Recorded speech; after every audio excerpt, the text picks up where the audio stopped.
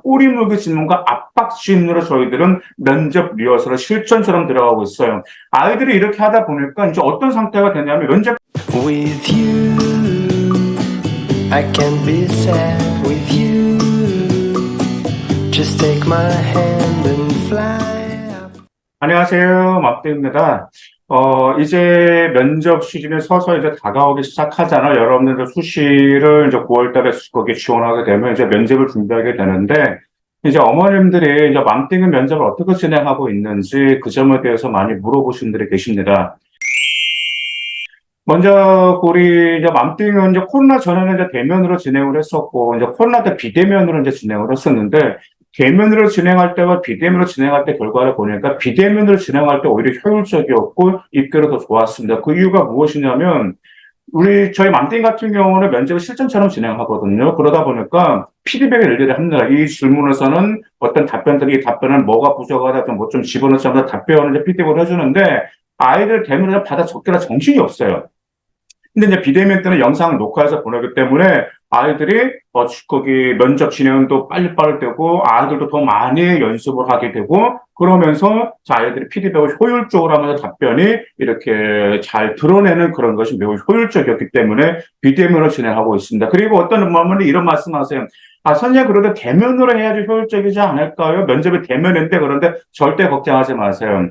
제가 아이들한테 물어봤어요. 비대면을 연습하고, 이제 비대면으로 리허설하고 면접장 딱 가니까 아이들이 대면 면접 너무 편하게 봤어요. 그 이유가 무엇이냐면, 아이들 떨린다고, 대면 면접을 가면 떨릴까봐 걱정하신대요.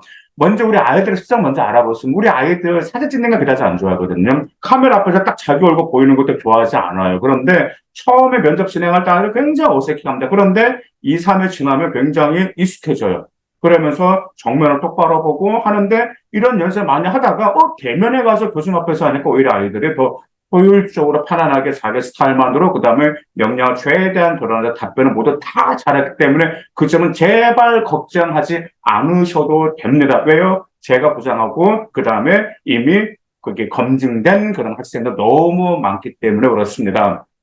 맘땡은 이제 처음에 이제 면접을 할 때 이제 세 가지를 준비를 해두고 있습니다. 어떤 점들을 세 가지를 준비하고 있냐면은요. 자, 첫 번째는 면접의 기본 중에 기본 질문들이 있어요. 자기소개, 뭐 학업 계획 진로 계획이라든지, 그다음 롤 모델이라든지, 그다음에 뭐 거기 갈등 사례라든지 이런 점들이 있잖아요. 그래서 이런 면접 중에 기본적인 기본 이 점이 리허설과 그다음 피드백에 들어가고요. 그 다음에 관련 시사가 들어갑니다. 시사와 학과에서 요구하는 기본적인 질문들이 있단 말이에요. 예를 들어서 생명공학과를 지원한다고 하면은 이제 그 생기부는 안 나와서는 생명공학과 생명과학의 차이가 무엇이죠? 이런 점들이 있잖아요. 건축학과라면 건축공학과 건축학과의 차이점이 무엇이죠? 이처럼 이런 학과와 관련된 시사적인 질문과 학과와 관련된 좀 심층적인 면접 그 질문 피드백 들어가다. 그다음에 세 번째가 바로 네, 맞습니다. 서류 기반 면접 질문으로 들어갑니다. 근데 이제 어머님들이 그래요. 이제 서류 기반의 생기부에서 질문을 뽑아주십니까? 라고 물어보시는데, 일단 당연히 이 점 우리가 알죠. 이건 나온다, 이건 나온다, 이건 나온다 아는데, 저희는 질문을 뽑아주진 않고 무조건 실전처럼 들어갑니다. 그 이유가 무엇이냐면, 질문을 뽑아서 주면은요, 아이들이 그 질문에 대한 답변에 너무 자기 생각의 틀에 박혀 있어요. 근데 그런 아이들이 꼬리물기 질문과 역질문을 당해버리는 게 너무 많이 봤습니다. 그런데 예측하지, 우리가 면접관에 무엇을 물어볼 것이라고 예측을 하면 좋겠지만 예측하지 못한 질문을 하거든요. 그러다 보니까 실전처럼 예측지 못한 꼬리물기 질문과 압박 질문으로 저희들은 면접 리허설을 실전처럼 들어가고 있어요. 아이들이 이렇게 하다 보니까 이제 어떤 상태가 되냐면 면접 딱 들어가잖아. 그러면 꼬리물기 질문 답변 다 해요. 역질문은 답변 다 해요. 압박 질문 돌아서 그 안에 답변 다 합니다. 왜? 그만큼 실전처럼 연습을 많이 했기 때문에 그런 거죠. 그래서 저희들 같은 경우는 생활 기록부를 고등학교 1학년 창취 활동 한 때까지 모든 활동 첫 번째로 다 점검을 합니다.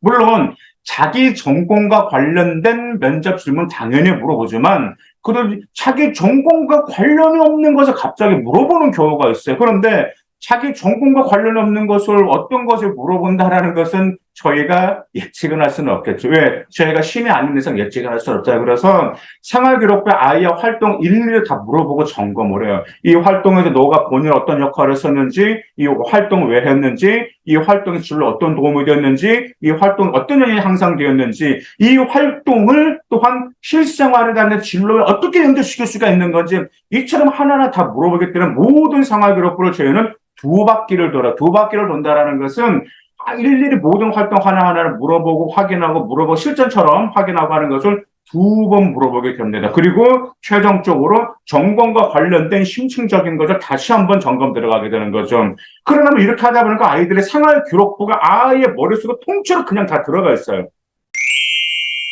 이 아이들 같은 경우는 생활기록부 서류 기반 전혀 걱정하지 않아요. 왜? 생활기록부가 그대로 자기 머릿속에 들어있기 때문에 어떤 질문 하더라도 상계보상부 가야들이 나중에는 척척척척 답변을 하게 됩니다. 그러다 보니까 맘띵은 면접 리허설을 10회를 하고 있어요. 10회를 할 때는 제가 처음에 1회차 때는 이제 기본적인 면접 답변 포인트, 주의사항이 무엇인지, 그리고 어떻게 답변하게 되면은 그래도 좋은, 좋은 인상을, 이미지를 심어줄 수 있다라는지. 왜냐하면 면접이라는 것도 물론 자신에 대한 역량을 최대한 어필하고 소통 능력도 좋긴 좋아하지만 또 뭐 또 전달해야 될까요? 여러분들 첫 인상도 전달을, 첫 인상이라는 건 여러분 웃는다고 되는 것도 아니잖아요. 그렇지? 근데 첫 인상을 좌우하는 것은 여러분들 말하는 스타일이라든지 내용이라든지 분위기라든지 이처럼 이 모든 것들이 어떻게 되는 건지 전달하고, 근데 2회차 때 아이의 마이 스타일을 잡아갑니다. 아이들의 마이 스타일을 잡아간다는 게 우리 아이들, 물론 발표 잘하는 학생들도 있어요. 근데 발표를 아무리 잘한다 하더라도 면접은 다 떨어요. 걱정이 됩니다. 그래서 그 아이들의 말하는 스타일을 잡는데, 말하는 스타일을 어떻게 잡냐면 우리 아이들 같은 경우 그냥 답변 딱 들어보면 그냥 앵무새처럼 외우는 답변을 합니다. 근데 그건 아니거든요. 그래서 저희는 이제 키워드 중심으로 말하는 훈련을 시킵니다. 왜냐하면 면접관이 원하는 답변은 생각하면서 답변하는 걸 좋아하거든요. 그러다 보니까 키워드식으로 말하는 답변을 훈련했던 아이들이 그 느낌을 전달해 줍니다. 그게 바로 어떻게 보면 골자 스타일로 말하는 건데, 이게 굉장히 중요합니다. 그 다음에 키워드 중심으로 말하는 게 훈련되어 있던 아이들 같은 경우가 꼬리물기 질문이라든지 압박 질문이라든지 역질문이라든지 그게 돌아도 당황하지가 않아요. 거기에다 차분히 답변할 수 있는 그런 여유가 있다라는 점, 그 점이 있기 때문에 그렇습니다. 이처럼 저희들 이제 서류 기분 질문하고 심층 면접 질문하면서 예전에 구술 면접 질문 같은 경우도 일일이 다 물어봅니다. 그래서 이 모든 걸 실전처럼 10회를 하고요. 그 다음에 일일이 답변 피드백을 다 하고 영상 녹화해서 그냥 그대로 보내드려요. 그래서 이제 어떤 어머님은 자기한테도 보내서 하신 분도 계세요. 그러면 우리 아이가 거기에 답변하는 거 어머니도 보시잖아요. 그리고 어떤 어머니는 그러시더라고요. 지금 우리 아이가 수능도 준비해야 되잖아요. 그러면 영상 피드백에 제가 해드리고 있는 것을 일일이 아이가 들으면서 다시 정리하는 게 시간이 많이 뺏기니까 어머님들의 영상 듣고 피드백을 정리해서 아이에게 다시 전달해주는 그런 어머님들도 계십니다. 이처럼 맘띵 같은 경우는 10회 리허설, 그 다음에 이런 면접 시스템이라든지, 그 다음에 그 면접 매뉴얼은 실제로 있습니다. 그 점은 아이들한테 당연히 기본적으로 제공을 하고 있고요. 그래서 실전처럼 하는데 어떻게 한다? 꼬리 물기 질문과 압박 질문으로 합니다. 근데 저희가 실질적으로 면접관들보다 더 심하게 압박 질문합니다. 꼬리 물기 질문을. 그래서 학생들이 그래요.